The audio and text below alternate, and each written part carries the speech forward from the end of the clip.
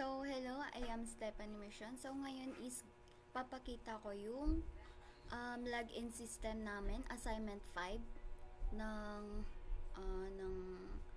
Java and DBMS. So, itong assignment namin is kailangan mag-connect yung dalawa, yung MS Access at yung Eclipse. So, ito yung code ko. Ayan, ito yung mga source niya. Pakita ko lahat yung source para dapat itong mga source na to is kailangan nilang connected siya sa MS Access. So, ito yung design ko. So, here's my design. Ayan.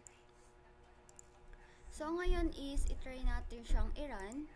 If gagana talaga, try natin siyang i-run. Okay. Run natin. Lang tayo, mag-register para may malagay tayo doon. Kunwari, lagay natin Xiao. Then, password is 1, 2, 3, 4, 5, 6. Confirm password is 1, 4, 3, 4, 5, 6. Tapos, first name is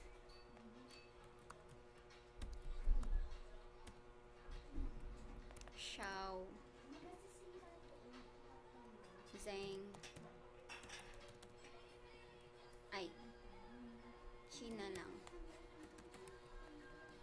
Chi.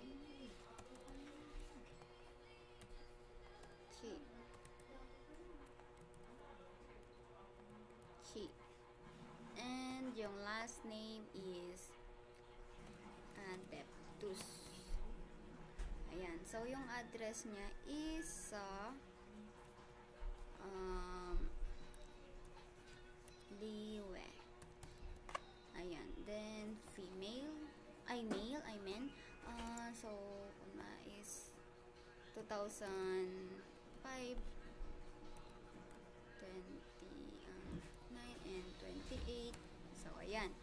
So, register lang natin. So, tandaan dapat natin yung username and password na nilagay natin dito bago tayo mag-register. So, kapag na-register mo na, tapos ka na, pindutin mo lang yung register, then, ayan, okay mo na yan. Then, kung ano yung nilagay mo doon, datanda mo pa rin, yun pa din lalagay mo dito. So, lagay natin is Xiao. Kasi Xiao yung nilagay natin doon. So, yung password is 1, 2, 3, 4, 5, 6. So, click lang natin yung login. So, okay. Then, ayan na yan. Ayan na yan. So, ito na lahat yon.